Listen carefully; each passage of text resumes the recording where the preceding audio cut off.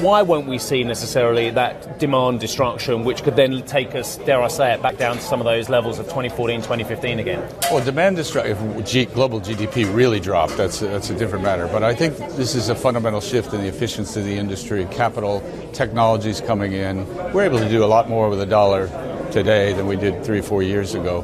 And that's the nature of the world. You see that in a lot of industries. There is another dangerous scenario, and it's got nothing to do with geopolitics, and that is underinvestment as well. And it's something that you and all of the big IOCs are very, very concerned about. Fatih Birol, who I spoke to last week in Paris, he's very concerned about it as well. Even to get to the existing barrelage and kind of have that production covered, let alone new demand, we've got a serious lack of investment going on. How are we seeing anywhere near enough investment to keep those barrels flowing? Actually don't know. If the efficiencies stay like they have, and there's lots of yards in Korea, there's lots of drilling rigs still out there, and the efficiencies of technology which are allowing everybody to do more with less people and kits and sensors,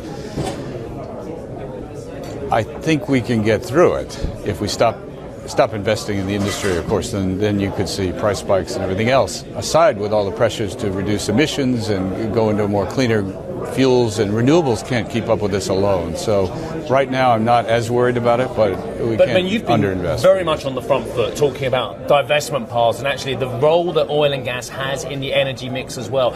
You and I have spoken about this previously as well. The industry needs to get on the front foot and say we need oil and gas, and anyone who thinks that renewables are going to cover the shortfall from hydrocarbons, they're living in cloud cuckoo land. Is the industry doing enough to tell people how it is? We may not be doing a good enough job of communicating, but the answer cannot just be renewables. And there's roles for oil and gas and coal. We need to make them all cleaner, lower emissions. But the law of big numbers, 1 billion people on the planet don't have access to electricity today. There'll be 2 billion people more on the planet 2050. This is the great dual challenge we're all facing, providing the energy, reducing emissions. But our industry has armies of scientists, technologists that are all working on this. So I'm actually optimistic.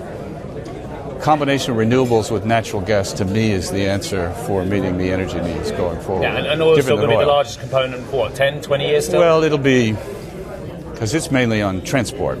Yeah. The others are on power, and you have about half and half of the world on transport, and then you look at power. So they're two different sort of sectors you have to look at.